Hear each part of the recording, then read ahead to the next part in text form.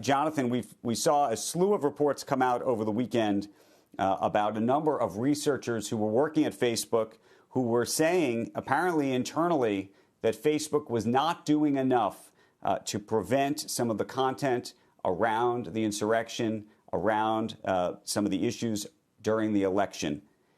Did you read that and say to yourself, this is A, persuasive, and B, so persuasive that the government can and should and will regulate them in a way that they haven't thus far?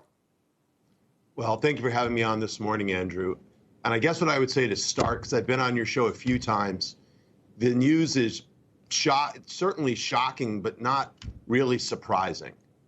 We've been saying now for years that Facebook needed to put people over profits. And we've been talking about on this show their unwillingness to deal with the extremism and hate that really has made Facebook a super spreader of the virus of misinformation for years. Now what we know is that Facebook's own employees were saying the same. Despite the protestations of Mark Zuckerberg and other people in management, we now know that some 4,000 hate groups that they had identified as extremist and needed to be banned were still up on the platform. We now know that when they created test accounts to see whether or not misinformation was a problem, in less than 48 hours, they were inundated with QAnon content.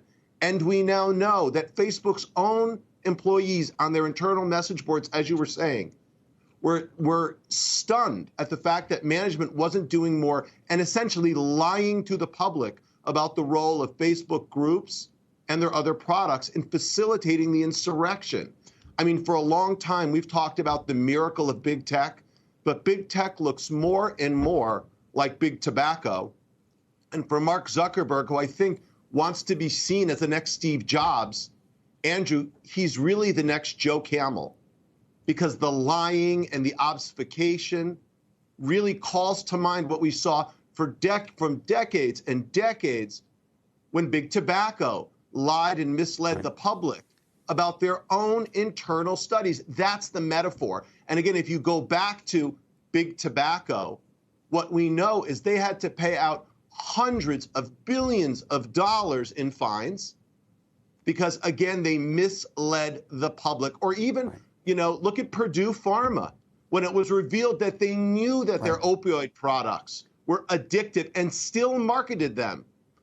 The company was dissolved and then had to pay billions of fines as well. That's the metaphor. I want Kevin to jump in here because there are some folks who may push back on the analogy to big tobacco or to a Purdue. Kevin, do you? This narrative blaming Facebook for all the ills in society is somewhere between comic and absurd. The company doesn't get up in the morning figuring out how to destroy society. That's just a joke. The truth is, and I have a question, this constant barrage of whistleblowers, who is setting these people up? When you become a whistleblower, let's talk about that fact. You turn your resume into radioactive waste. You no longer have a career, and you do it for money. Somebody pays you, either the government in some cases, but I don't see that here. And how do you get to Congress and other jurisdictions in front of politicians who use you as clickbait on your own? I think it's time, it's my personal opinion, I am a shareholder of Facebook, that the company push back hard. This is ridiculous. No more, excuses about this, no more apologies. Let's find out who these people are and who's doing this, because at the end of the day, and I keep pointing this out to politicians and other people in business, the core of American small business, particularly coming out of the pandemic, is Facebook. I have countless investments where 50+% of the digital spend is on Facebook. It is saving American business and 2/3 of jobs. I'm not going to play Jonathan's role here, but I do want to ask, is there anything that troubled you in those reports at all in terms of the information that was learned about what took place, both with the algorithm in terms of being able to put people onto QAnon, some of the posting groups that seem to be behind the insurrection and questions about the election? Are you not troubled by that at all? Are you talking about Facebook or every single social media platform, Twitter, LinkedIn, everybody. This debate around what happens on social media in politics, hate groups, and everything else is not unique to Facebook. If you want to change policy here, you set policy for the entire industry. If you want to do that, go ahead. And then we get into the debate about freedom of speech and everything else. My point is this focus on Facebook bashing is only happening because it's the largest, most successful social media package in the world. Billions of users that are now very important to small business in America.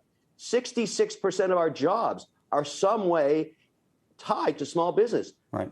Small business uses Facebook. So look, you bring up a great point, and you should be concerned, but it is not unique to Facebook. It just isn't. It's every social media program. Shepard Smith here. Thanks for watching CNBC on YouTube.